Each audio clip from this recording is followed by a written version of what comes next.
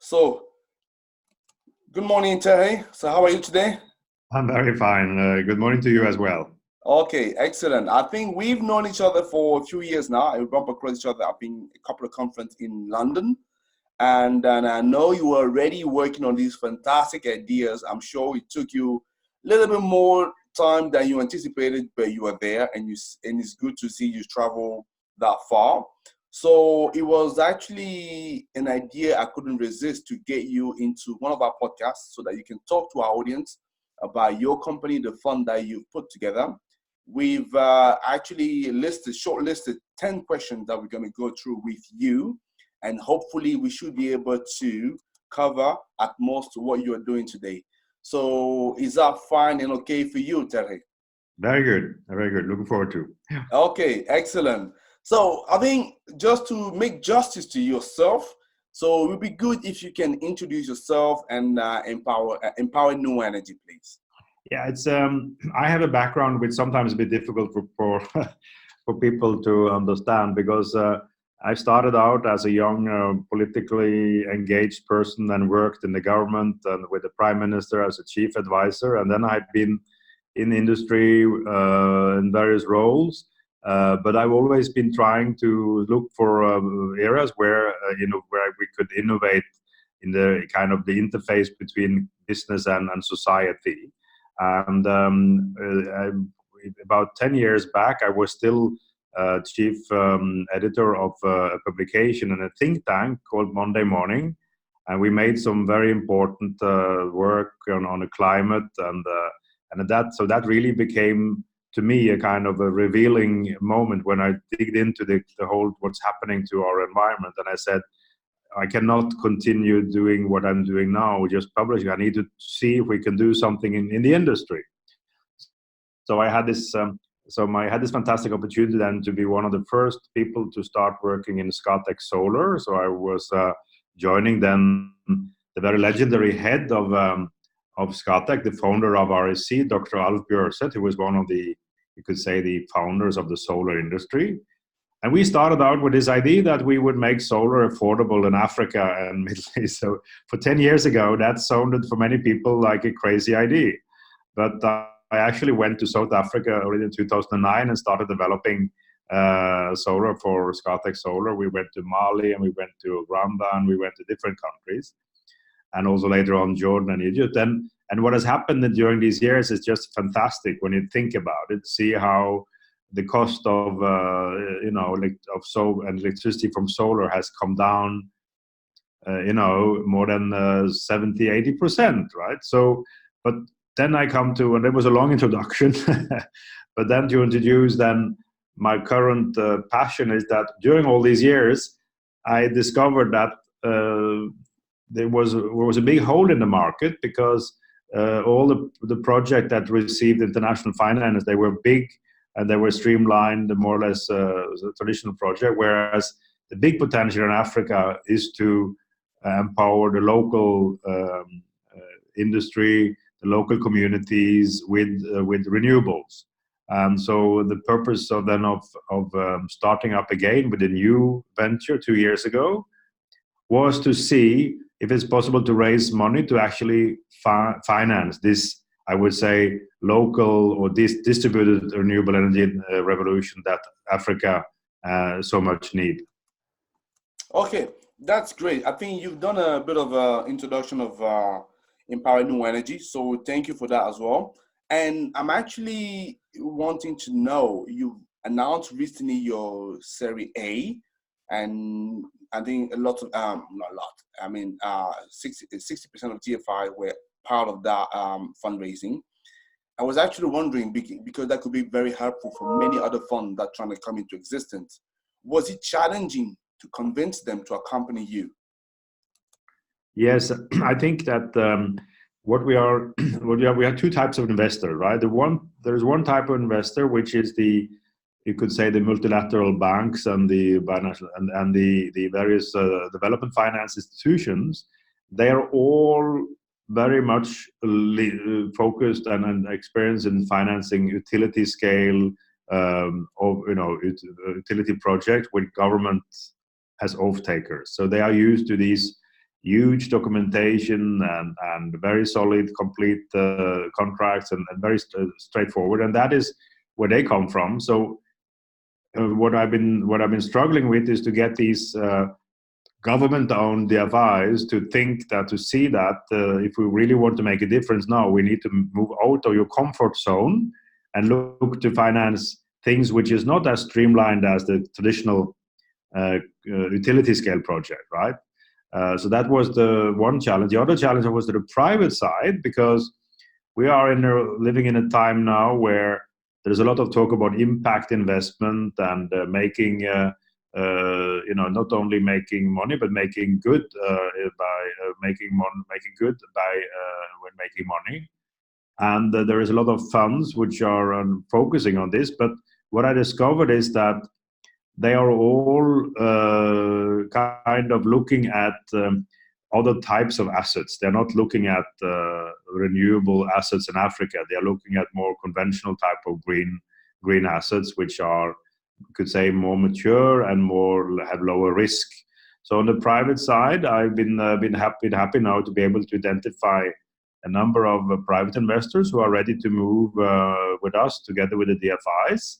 We have Norfund, we have Electrify supported by EU, and we have a number of private impact investors who are very keen to move forward. And they are actually they're all pioneers in their area, because all of them had to move out of their comfort zone to do this.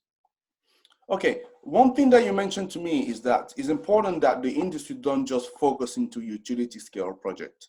And I actually wanted to know, from your perspective, why is that so important to also look at local and small projects in the continent?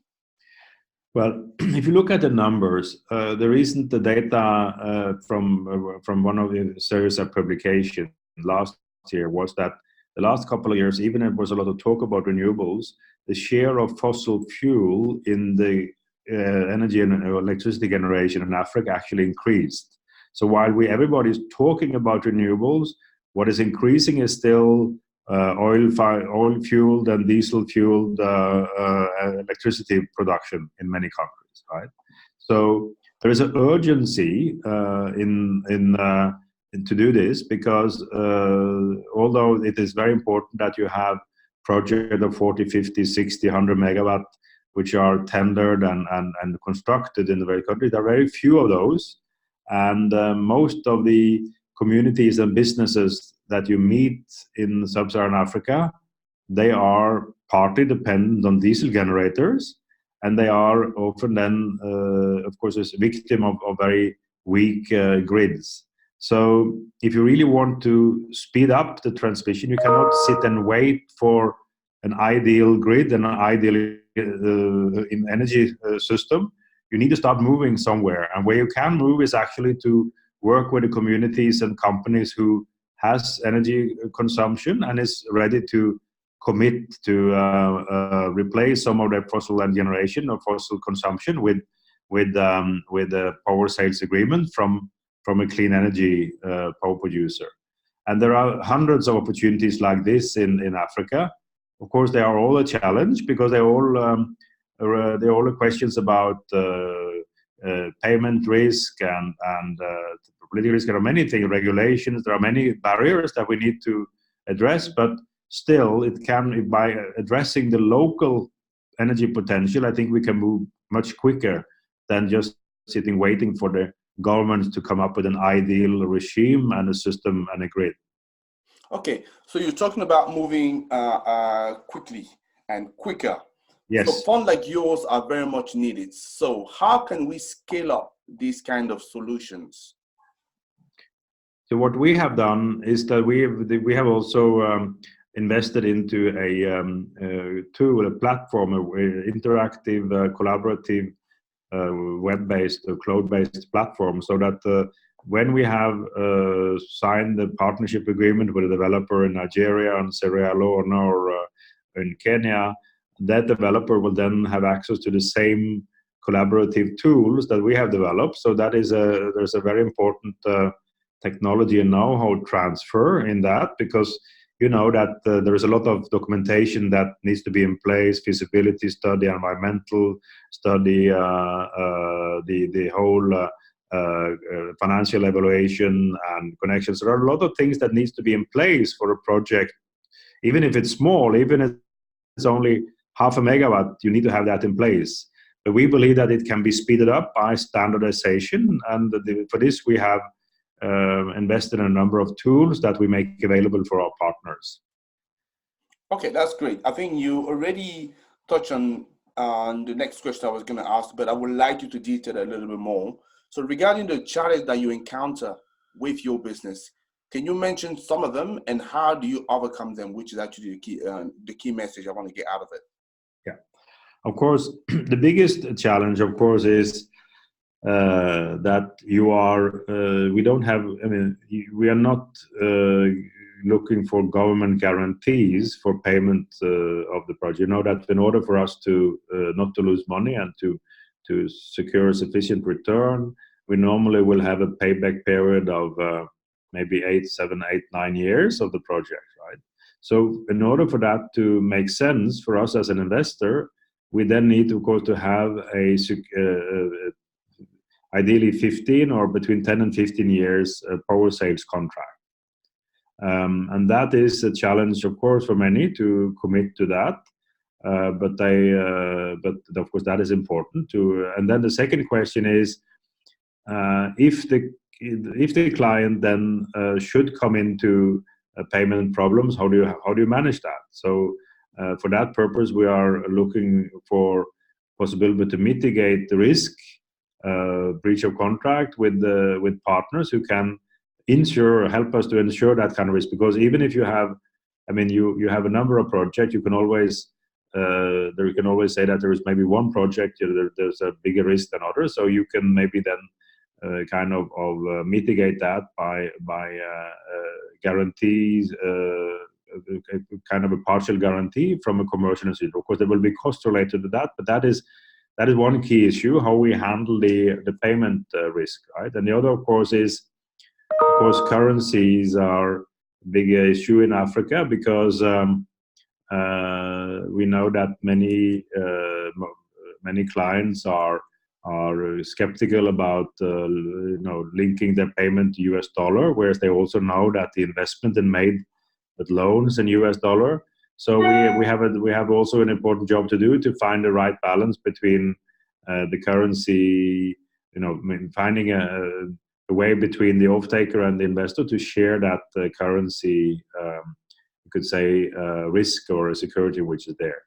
But I would say that all of these things are familiar things we've done. I mean, we've done this in Europe, we've done in the States. I mean, these are issues which we can handle. So I'm not so concerned about the challenges. There are many, but I'm most of all now concerned about the speed of things to happen, and that governments should make it possible to happen. Many governments are still not clear to what is allowed, what is permitted, not permitted for companies to do in this area. So it's very important that we get you could say, operation right to a level playing field, so that the companies can actually safely enter such contract without any regulatory risk related. So yes, there are challenges: regulation, payment security, and of course integrity and police. There are many things, but we think all this can be handled if we just select the good partners and the good projects. Okay, and that's great what you just said there, because a fund is actually resting, the success of a fund is resting on selecting the right project. So how are you planning on sourcing those projects to make sure that you can meet your return?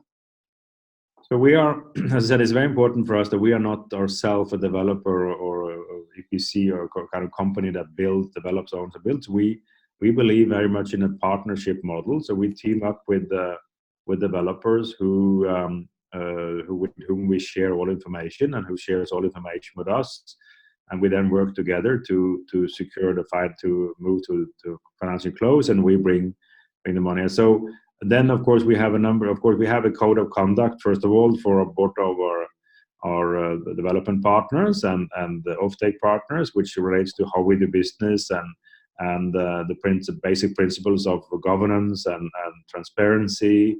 And then the second thing, of course, is that we work with select power developers who have an experience. So they should not be, they could not, we don't expect that our partners necessarily have a long history of experience, because the industry is young.